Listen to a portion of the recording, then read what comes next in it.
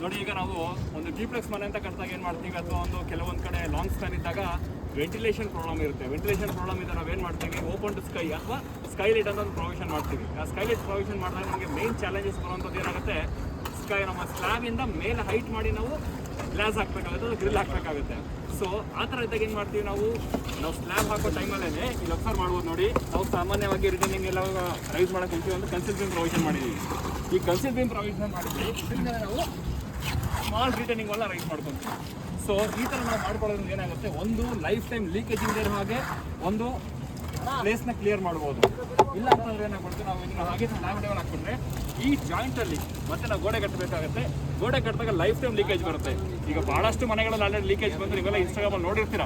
Main reason ಏನು ಅಂತಂದ್ರೆ ನಿಮಗೆ ಈ ಪ್ಲೇಸಲ್ಲಿ ಲೀಕೇಜ್ ಆಗುವಂಥದ್ದು.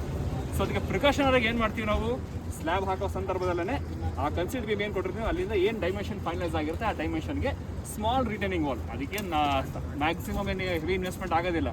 ಜಸ್ಟ್ ಏನಂತಂದರೆ ಏನು ನಾವು ಸ್ಲ್ಯಾಬಿಗೆ ಬಳಸಿರ್ತೀವೋ ಅದೇ ರಿಇನ್ಫೋರ್ಸ್ಮೆಂಟಲ್ಲಿ ಎಲ್ಲಿ ಹೊಡಿಸಿ ಸುತ್ತ ಸ್ಮಾಲ್ 1 ಫೀಟ್ 1.5 ಫೀಟ್ ಬೇಕು ಆ ಹೈಟ್ಗೆ ರಿಟರ್ನಿಂಗ್ ವಾಲ್ನ ಇಂಪ್ಲಿಮೆಂಟ್ ಮಾಡಿದ್ದೀವಿ. ಈ ಥರ ಮಾಡೋದ್ರಿಂದ ಏನಾಗುತ್ತೆ, ಮನೆಗೆ ಯಾವುದೇ ಕಾರಣಕ್ಕೆ ಲೈಫ್ ಟೈಮ್ ಲೀಕೇಜ್ ಬರಲ್ಲ. Thank you.